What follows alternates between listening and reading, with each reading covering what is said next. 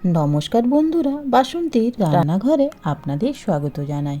শীতের শেষে মাছের এই রেসিপিটা একবার আপনারা অবশ্যই বাড়িতে বানিয়ে দেখুন। শীত থাকতে থাকতে এই রেসিপিটা যদি না বানান তাহলে মনে হবে যেন কিছু মিস হয়ে গেছে। মাছের অনেক ধরনের রেসিপি তো আমরা প্রত্যেক দিন আমাদের সবার বাড়িতেই বানিয়ে থাকি। তো একই রকম মাছের রেসিপি খেতে খেতে যদি ভালো না লাগে, একবার অবশ্যই আমরা এই রেসিপিটা তৈরি করে দেখুন। এই রেসিপিটা দুপুরে বা রাতে গরম ভাতের সঙ্গে অসাধারণ লাগে, এতটাই টেস্টি হয় যে রেসিপিটা খেতে।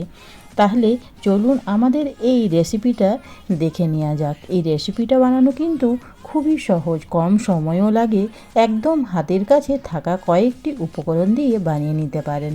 তাহলে বন্ধুরা আসুন এই রেসিপিটা আমরা দেখে নিই।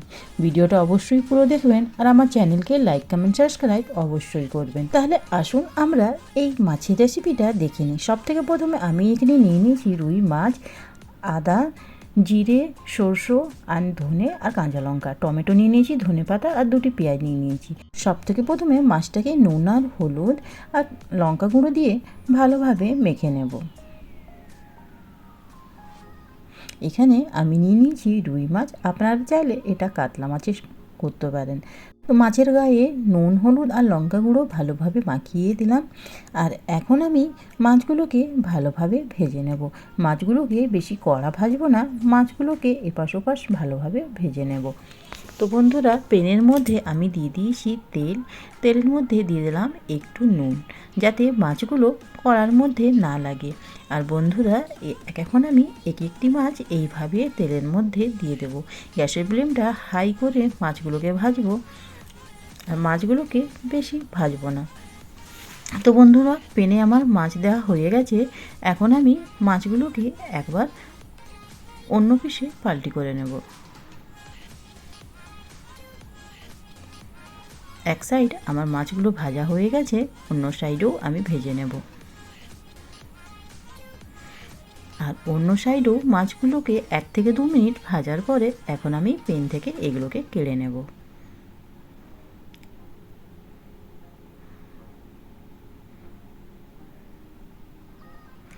আর সেই তেলের মধ্যে এখন আমি মশলাটা ভেজে নেব।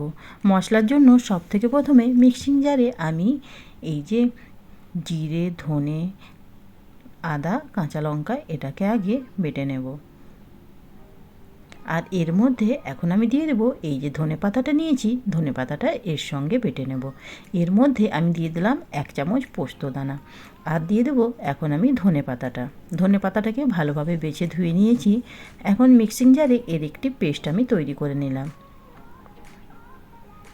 আর সেই তেলের মধ্যে এখন আমি দিয়ে দিলাম 1 চামচ জিরে, আর দিয়ে দিলাম 2 থেকে 3টি শুকনো লঙ্কা, আর দিয়ে দিলাম এর মধ্যে পেঁয়াজ কুচি। পেঁয়াজ কুচিটাকে বন্ধুরা একদম লাল লাল করে ভেজে নেব। এর মধ্যে আমি দিয়ে দিলাম 1 চামচ নুন, আর দিয়ে দেবো এর মধ্যে 1 চামচ হলুদ। নুন হলুদ দিয়ে পেঁয়াজটাকে আমি 5 থেকে 7 মিনিট ভালোভাবে ভেজে নেব। আর এখন এর মধ্যে আমি অ্যাড করব টমেটো কুচিগুলো। 2টি টমেটোকে কুচি করে নিয়েছি, সেগুলো এখন এর মধ্যে অ্যাড করলাম। টমেটোটাকেও ভালোভাবে ভেজে নেব। টমেটোটা একটু নরম হয়ে যায় এই পর্যন্ত আমি টমেটোটাকে ভাজবো। আর দেখুন বন্ধুরা টমেটো পেঁয়াজ আমার ভালোভাবে ভাজা হয়ে গেছে। এখন আমি মশলাটা অ্যাড করব। পুরোটা মশলা আমি দিয়ে দিলাম, আর গ্যাসের ফ্লেমটা একদম লো করে মশলাটাকে ভাজবো। যতক্ষণ না মশলাটা তেল ছাড়ছে ততক্ষণ আমি মশলাটাকে ভালোভাবে ভেজে নেব। আর এইভাবে গ্যাসের ফ্লেমটা লো করে মশলাটা আমার ভালোভাবে ভাজা হয়ে গেছে। এখন আমি গ্রেভির জন্য দিয়ে দিলাম জল। 1 কাপের মতো জল দিয়ে দিলাম। আপনারা চাইলে যেভাবে গ্রেভিটা পাতলা যে মোটা করতে চাইলে সেই হিসাবেই আপনারা জল দেবেন। আর বন্ধুরা যখন গ্রেভিটা আমার ভালোভাবে ফুটে আসবে তখনই আমি এর মধ্যে অ্যাড করব মাছগুলো। আরও 1 কাপ জল দিয়ে দিলাম যাতে গ্রেভিটা একটু পাতলা হয়ে যায়। আর বন্ধুরা এখন আমি একে ফোটার জন্য ছেড়ে দেব। 5 থেকে 7 মিনিট ছেড়ে দেবো ফোটার জন্য।